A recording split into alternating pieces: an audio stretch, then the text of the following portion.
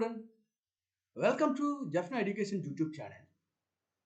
இந்த வீடியோ மூலம் வடக்கு மாகாண கல்வி திணைக்களத்தின் நிகழ்நிலை பரீட்சை 9 வினாப்பத்திரம் ஒன்றின் 21 தொடக்கம் 40 வரையான வினாக்களையும் அவற்றுக்கான நுட்ப முறைகளையும் அவதானிக்க இருக்கின்றீர்கள்.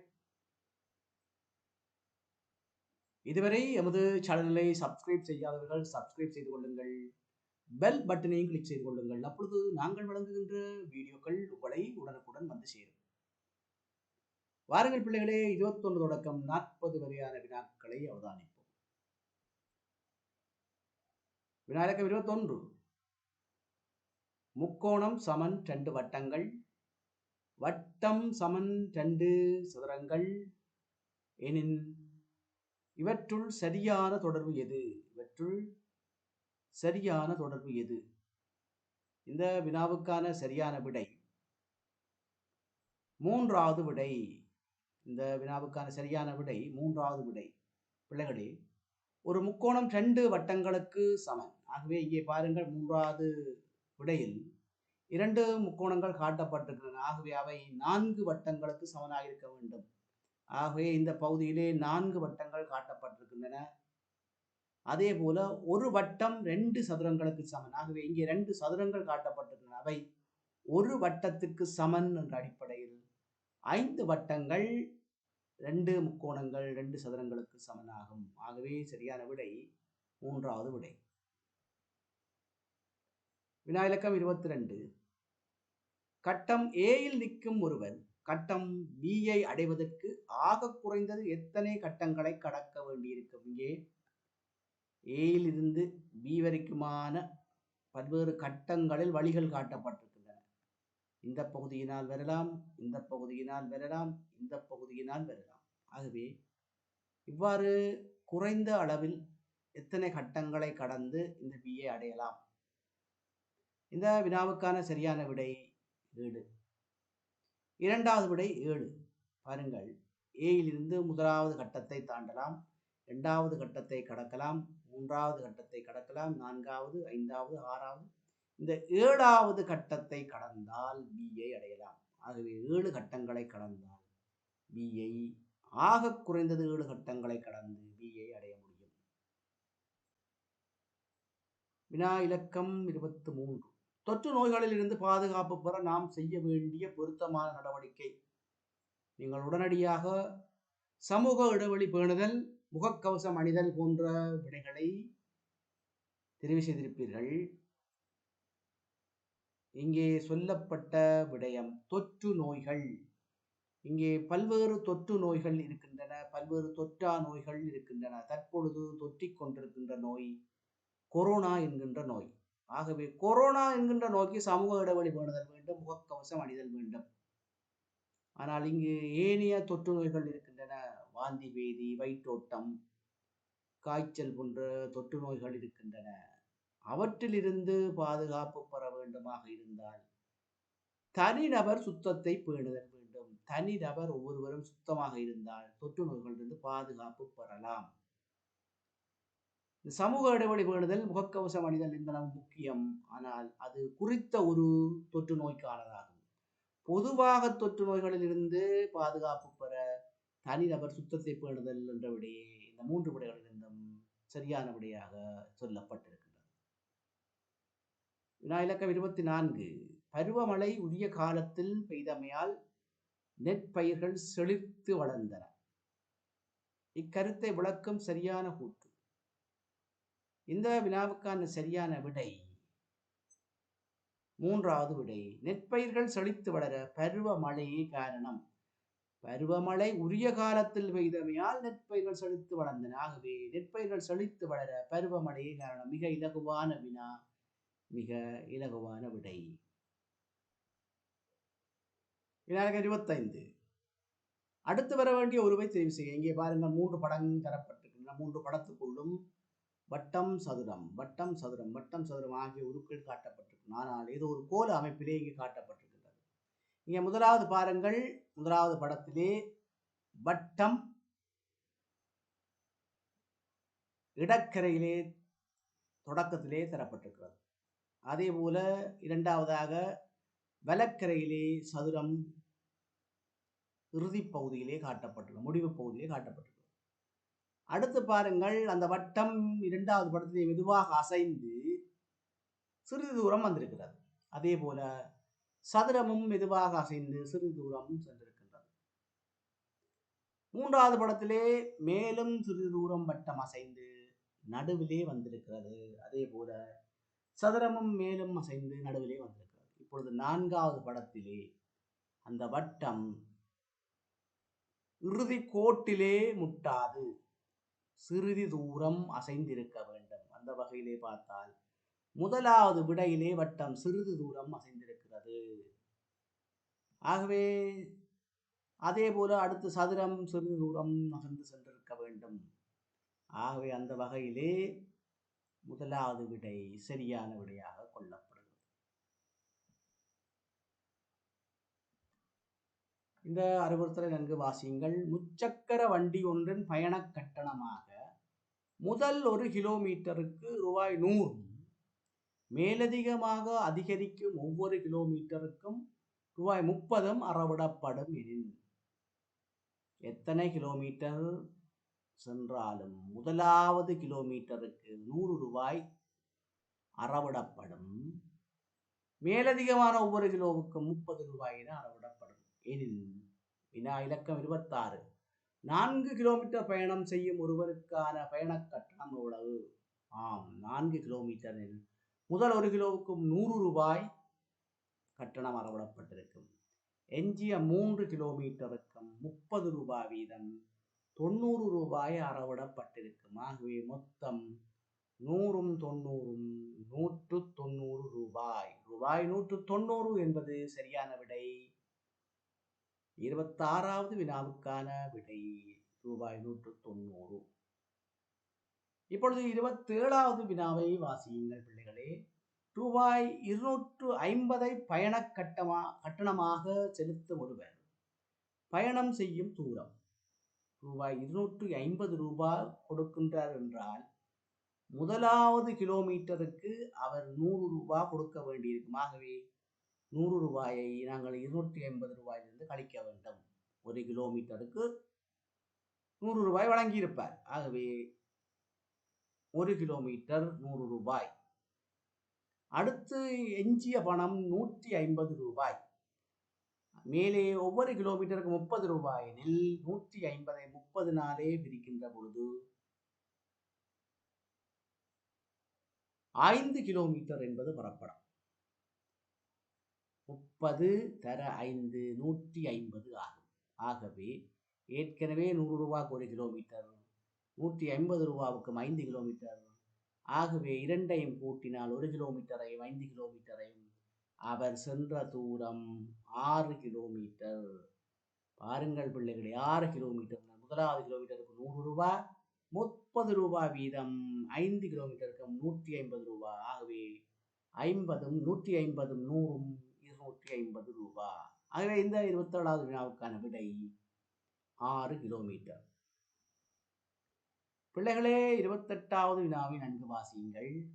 ABCDEF என பெயரிடப்பட்ட தாயக்கட்டை ஒன்றின் வெவ்வேறு முகத்தோற்றங்கள் காட்டப்பட்டிருக்கிறது. இதன்படி F-இன் எதிர்ப்பக்கம், நீங்கள் சரியான விடையை தெரிவு செய்திருப்பீர்கள். தாயக்கட்டையில் எதிர்ச்சோடி பக்கங்களை கண்டுபிடிப்பதற்கு வெட்டி பார்க்கின்ற அந்த இலகுவான நுட்ப முறையை நீங்கள் கற்றிருப்பீர்கள். அந்த வகையிலே பாருங்கள், இங்கே முதலாவது தாயக்கட்டையையும் 3வது தாயக்கட்டையையும் எடுத்து பாருங்கள். அவற்றிலே பொதுவாக தெரிகின்ற பகுதிகள்.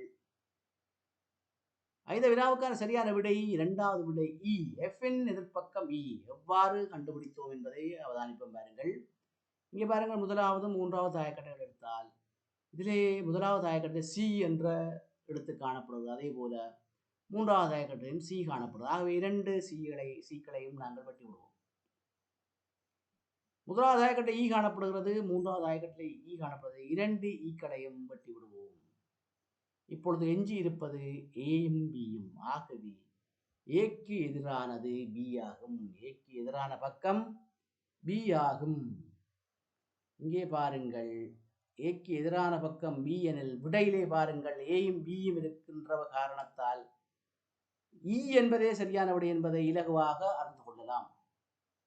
இதனை விட இப்பொழுது பாருங்கள் எஃப் என்ற எழுத்து இரண்டாவது ஆயக்கட்டிலே காணப்படுகிறது. எஃப் தெரியுது, உங்களுக்கு முன் பக்கத்திலே காணப்படுகிறது. அந்த எஃப் என்பது தெரியும் பொழுது சியும் பியும் தெரிகிறது என்றால் எஃப்க்கு சியும் எதிரான பக்கத்தில் வராது, பியும் எதிரான பக்கத்தில் வராது. அந்த அடிப்படையில் எஃப்க்கு இஏ எதிராக வர முடியும், டியும் எதிராக வர முடியும். ஆனால் இந்த தரப்பட்ட விடைகளிலே டி என்பது காணப்படவில்லை, இ என்பது மட்டுமே தரப்பட்டிருக்கிறது. அந்த வகையிலும் இ என்பது சரியான விடையாக தெரிவு செய்யப்பட்டிருக்கிறது. இது தொடர்பான மேலதிக விளக்கங்களை பெற விரும்பின் ஜெஃப்னா எஜுகேஷன் யூடியூப் சேனலில் ஏற்கனவே வழங்கப்பட்ட வீடியோக்களில் இந்த தாயக்கட்டு தொடர்பான விரிவான விளக்கங்கள் காணப்படுகின்றன. அவற்றையும் பார்த்து தெளிவை பெறுங்கள். இங்கே வினா இலக்கம் 29. 6 மீட்டர் நீளம் 6 மீட்டர் அகலம் கொண்ட ஒரு சதுரம் காணப்படுகிறது. 3 மீட்டர் நீளம் 1 மீட்டர் அகலம் கொண்ட சதுரமும் காணப்படுகிறது. ஏ என்ற சதுரத்தில் பி போன்ற எத்தனை செவ்வகங்களை வெட்டி எடுக்க முடியுமாம்? இங்கே முதலாவது 6 மீட்டர் நீளமுடைய அகலமுடைய சதுரமும் 3 மீட்டர் நீளம் 1 மீட்டர் அகலமுடைய செவ்வகமும் காணப்படுகிறது. ஆகவே ஏ என்ற உருவில் பி என்ற செவ்வகம் போன்று எத்தனை உருக்களை வெட்டி எடுக்க முடியும்? பாருங்கள், இந்த வினாவுக்கு மிக இலகுவாக நீங்கள் விடைகளை அணுகிக் கொள்ள 6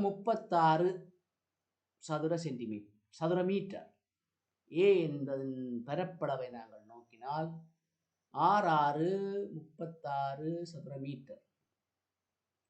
பியினுடைய பரப்பளவை பாருங்கள், 3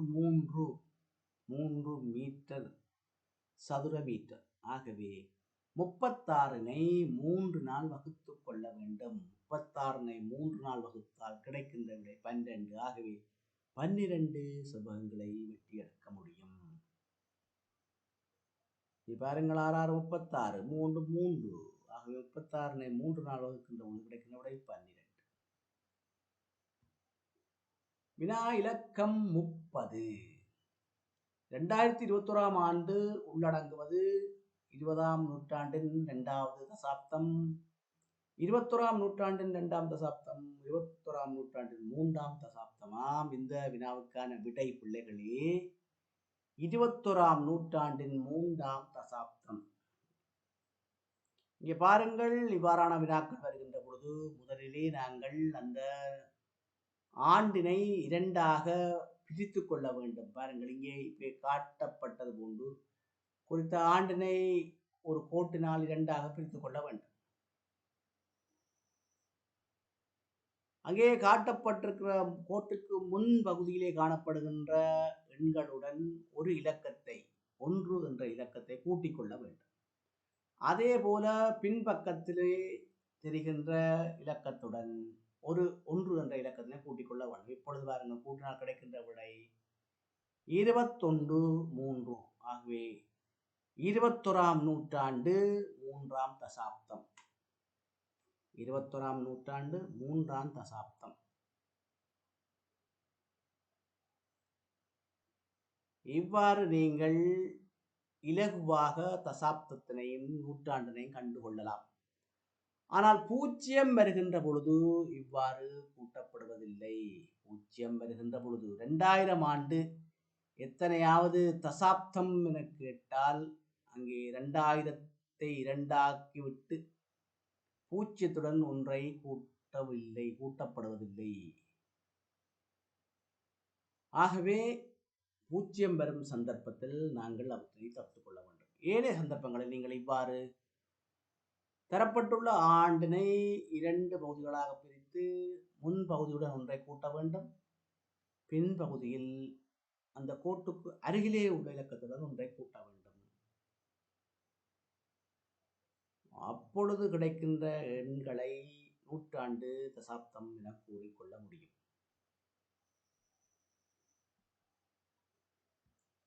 வினா இலக்கம் 31.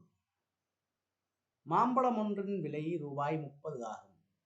தோடம்பழம் ஒன்றின் விலை ரூபாய் 50 ஆகும். மாலா மாம்பழம் தோடம்பழங்களை வாங்கியபின் பழங்களுக்காக செலவழித்த பணம் ரூபாய் 270 எனில் அவள் வாங்கி இருக்கக்கூடிய மாம்பழங்களின் எண்ணிக்கை யாது?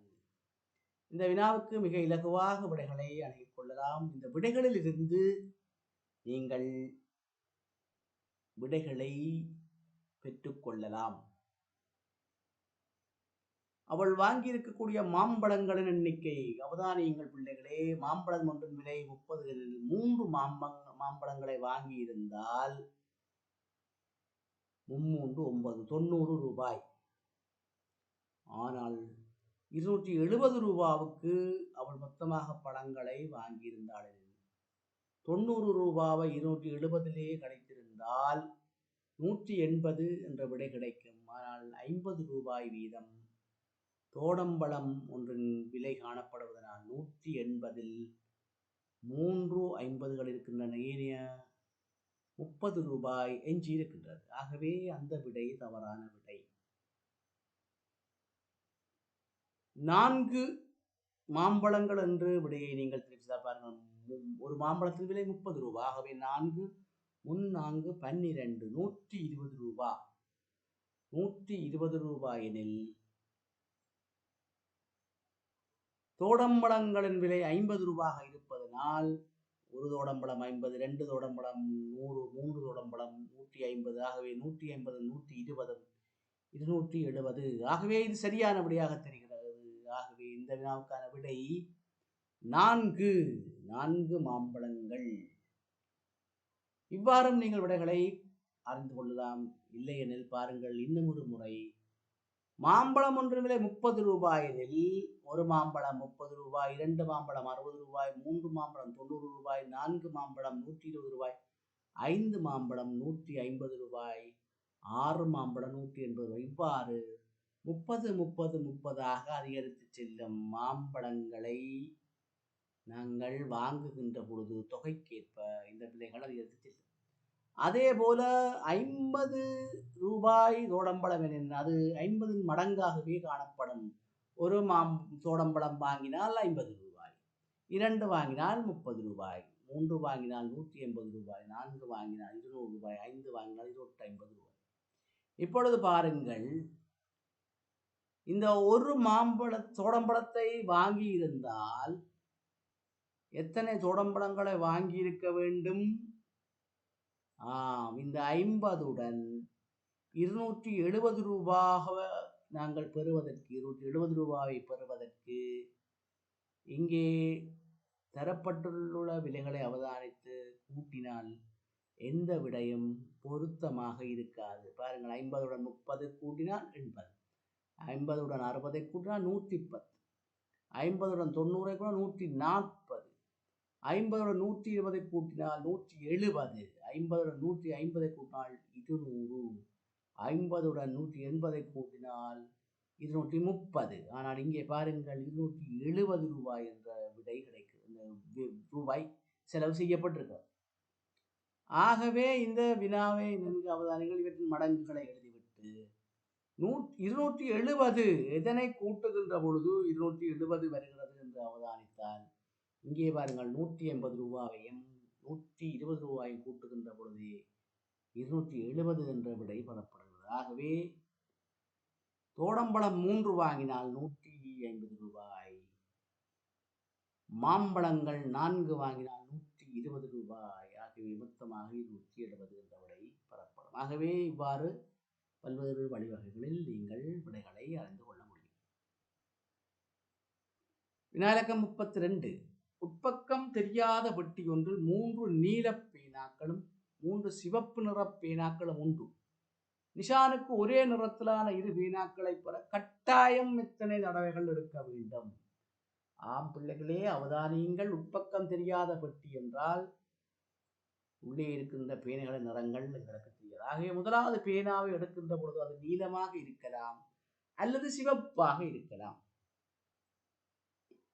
இப்பொழுது இரண்டாவது பேனாவை எடுக்கின்ற பொழுது நீலமாக இருக்கலாம் அல்லது சிவப்பாக இருக்கலாம். முதலாவது நீலம் எடுபட்டிருந்தால், இரண்டாவது சிவப்பாக இருந்தால் ஒரே நிற பேனை ஆக இருக்காது. ஆனால் முதலாவது சிவப்பாக இருந்து அல்லது நீலமாக இருக்கலாம். இரண்டாவதும் சிவப்பாக இருந்தால் ஒரே நிறத்திலான பேனாக்கள் வந்துவிடும். ஆனால் அவ்வாறு வருவதற்கான சந்தர்ப்பம் இருக்கிறதா? இல்லை. ஆகவே இப்பொழுது சில வேளைகளில் நீலம் கிடைத்திருக்கலாம் அல்லது சிவப்பு கிடைத்திருக்கலாம். இப்போ மூன்றாவது ஒரு பேனாவை எடுக்கின்ற பொழுது அது நீலமாக இருந்தாலும் சரி, சிவப்பாக இருந்தாலும் சரி, கட்டாயம் எங்களுக்கு இரு பேனைகள் ஒரே நிறத்தில் கிடைத்துவிடும். அந்த வகையில் இந்த வினாவுக்கான விடை 3 தடவை எடுக்க வேண்டும். மூன்றாவது தடவை எடுக்கின்ற பொழுது ஒரே நிறத்திலான இரு பேனைகள் கிடைத்துவிடும். வினா இலக்கம் 33. கரனை விட 2 மடங்கு பணம் ரூபனிடம் உண்டு. ரூபனை விட 3 மடங்கு பணம் தேவனிடம் உண்டு. மூவரிடமும் உள்ள பணத்தொகை ரூபாய் 30 எனில் தேவனிடம் உள்ள பணத்தொகை யாது? இந்த வினாவுக்கான சரியான விடை தேவனிடம் உள்ள பணத்தின் தொகை 120 ரூபாய். இங்கே பாருங்கள், கரனிடம் இருப்பது 1 ரூபாய் என நினைத்தால் கரனை விட 2 மடங்கான பணம் ரூபனிடம் இருக்கிறது. ஆகவே 2 ரூபாய் ரூபன் வைத்திருப்பார். உதாரணமாக கரனிடம் இருப்பது 1 ரூபாய் என்றால் ரூபனிடம் அதனை போல 2 மடங்கு என்றால் 2 ரூபாய். தேவனிடம் ரூபனை விட 3 மடங்கு பணம் உள்ளது என்றால் ரூபனிடம் இருப்பது 2 ரூபாய் எனில் தேவனிடம் 3 மடங்கு 6 ரூபாய். ஆகவே மொத்த பணத்தை பாருங்கள். மொத்த பணம் 9 ரூபாய். இந்த 9 நீங்கள் 180 ரூபாயை வகுக்க வேண்டும். வகுக்கின்ற பொழுது கிடைக்கின்ற விடை 20. ஆம், இப்பொழுது பாருங்கள், கரனிடம் 20 ரூபாய் இருந்தால் ரூபனிடம் 40 ரூபாய் இருக்கும். ரூபனிடம் 40 ரூபாய் இருந்தால் அதன் 3 மடங்கு 120 ரூபாய் தேவனிடம் இருக்கும். ஆகவே தேவனிடம் இருக்கிற பணத்தொகை இலகுவாக காணலாம். 20 தர 6, 120 ரூபாய். 120 ரூபாய். இந்த 34வது வினாவினை நன்கு வாசியுங்கள். உரு ஏ, உரு பி. உரு ஏயில் கடதாசி துண்டு 2ஆக மடிக்கப்பட்டு உரு பியில் உள்ளவாறு புள்ளிக்கோட்டின்படி வெட்டும் போது கிடைக்கும் முக்கோணிகளின் எண்ணிக்கை. வினாவினை அவதானியுங்கள் பிள்ளைகளே. வினா இலக்கம் 34. வினா இலக்கம் 34. இந்த தரப்பட்டுள்ள இந்த உரு ஏ ஆனது இந்த வடிவிலே காட்டப்பட்டிருக்கிறது. அதனை ஒரு ஏயில் கடதாசி துண்டு 2ஆக மடிக்கப்பட்டு ஒரு பியில் உள்ளவாறு புள்ளிக்கோட்டின்படி வெட்டும் போது கிடைக்கும் முக்கோணிகளின் எண்ணிக்கை. இங்கே பாருங்கள், இப்படி ஒரு கடதாசி தரப்பட்டிருக்கிறது. அது ஏ என குறிக்கப்பட்டிருக்கிறது. ஏயிலே குறிப்பிட்டவாறு இவ்வாறு மடிக்கப்பட்டு இந்த வகையிலே மடிக்கப்பட்டு புள்ளிக்கோடுகளின் வழியே, இங்கே காட்டப்பட்டிருக்கின்ற புள்ளிக்கோடுகளின் வழியே வெட்டி எடுக்கும் பொழுது கிடைக்கும் முக்கோணிகளின் எண்ணிக்கை. இங்கே நாங்கள் அந்த புள்ளிக்கோடுகளின் வழியே வெட்டி எத்தனை முக்கோணிகள் இருக்கிறது என்று பார்ப்போம். பாருங்கள்,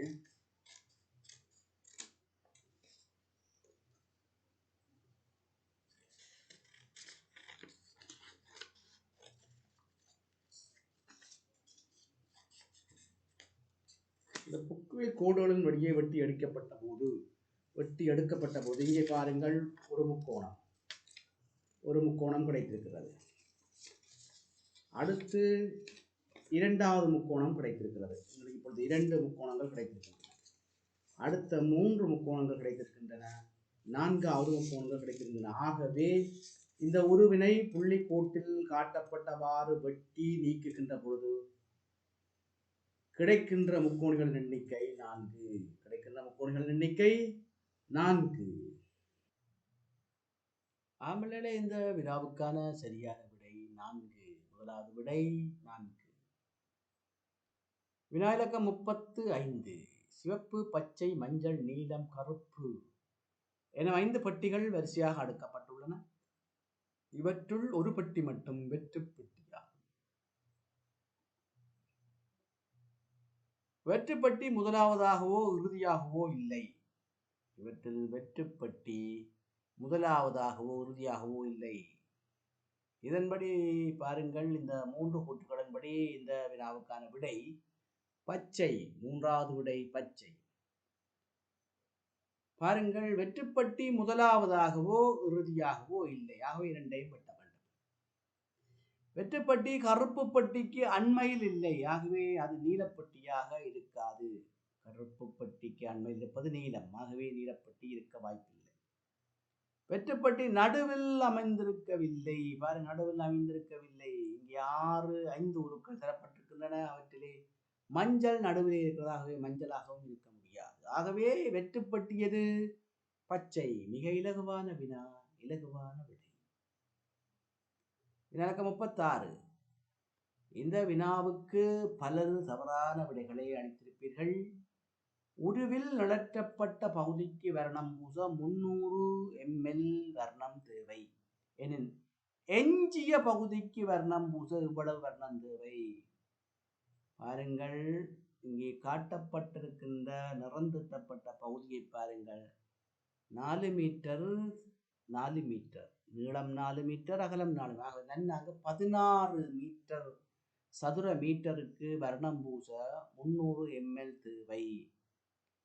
300 ml தேவை. ஆகவே 6 8 48 6 8 48 16ஐ போல எத்தனை மடங்கு? 48 3 மடங்கு. ஆகவே 1 மடங்குக்கு 300 ml, 3 மடங்குக்கும் 900 ml தேவை என்று நீங்கள் விடையை அளித்திருப்பீர்கள். ஆனால் அந்த விடை தவறானது. இந்த வினாவுக்கான விடை 600 ml.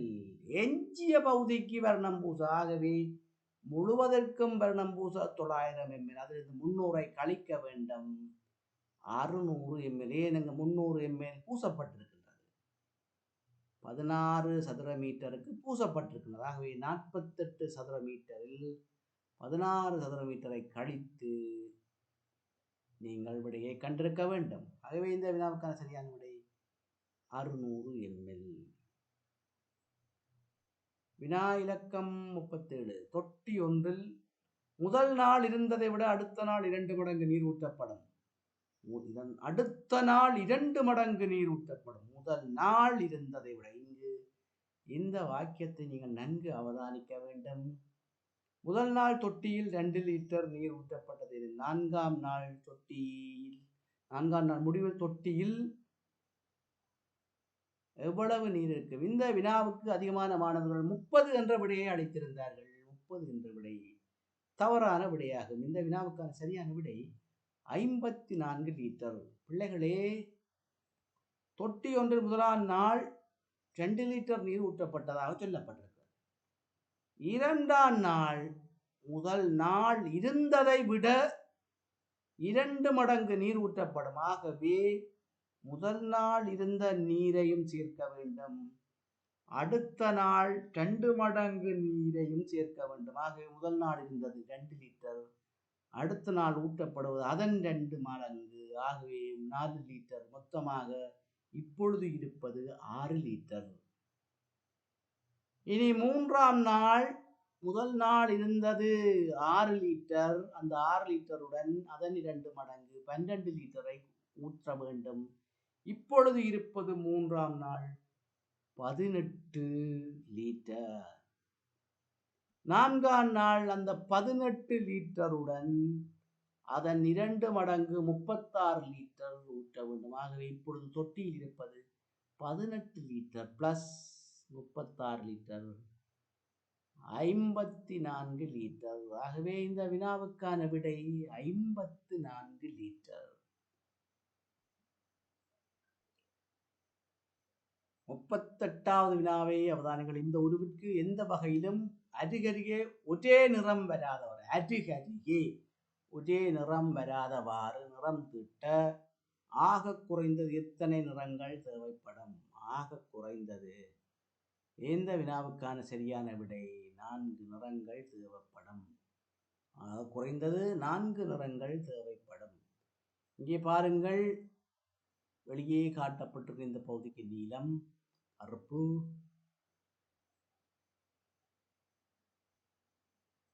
பச்சை, செம்மஞ்சள் என்ற ஒழுங்கிலே நாங்கள் இவ்வாறு நிறத்தை தீட்டிக் கொண்டால் அருகருகே கொடுத்த நிறம் வரவில்லை. அதே போல பாருங்கள், இந்த 4 நிறங்களையும் பயன்படுத்தி இவ்வாறு தீட்டிக் கொள்கின்ற பொழுது முழுமையாக நிறத்தை தீட்டிக் கொள்ளலாம். அருகருகே அந்த நிறங்கள் வரவில்லை. ஆகவே குறைந்தது 4 நிறங்கள் தேவைப்படும். அருகருகே ஒரே நிறம் வராதவாறு நிறம் தீட்ட குறைந்தது, ஆக குறைந்தது 4 நிறங்கள் தேவைப்படும். வினா இலக்கம் 39. 2.5 லிட்டர் பாலை 175 மில்லி லிட்டர் கொள்ளளவுடைய எத்தனை குவளைகளில் ஊற்ற முடியும்? ஆம்பளே, இந்த வினாவுக்கு பல்வேறு மாணவர்கள் தவறான விடையை அளித்திருந்தார்கள். இந்த வினாவுக்கான சரியான விடையாக ஸ்கீமில் சொல்லப்பட்டிருப்பது 14. ஆம், 2.5 கிலோகிராம் தேயிலையை 175 கிராம் கொண்ட எத்தனை பாக்கெட்டுகளில் அடைக்கலாம் எனில் அங்கே 14 பாக்கெட்டுகளில் அடைக்கலாம் என்ற விடை பெறப்படும். அதே போல இந்த 2.5 லிட்டர் பாலை 175 மில்லி லிட்டர் கொள்ளளவுடைய எத்தனை குவளைகளில் ஊற்ற முடியும் என்றால் 14 குவளைகளில் ஊற்ற முடியும். எஞ்சிய 50 மில்லி லிட்டர்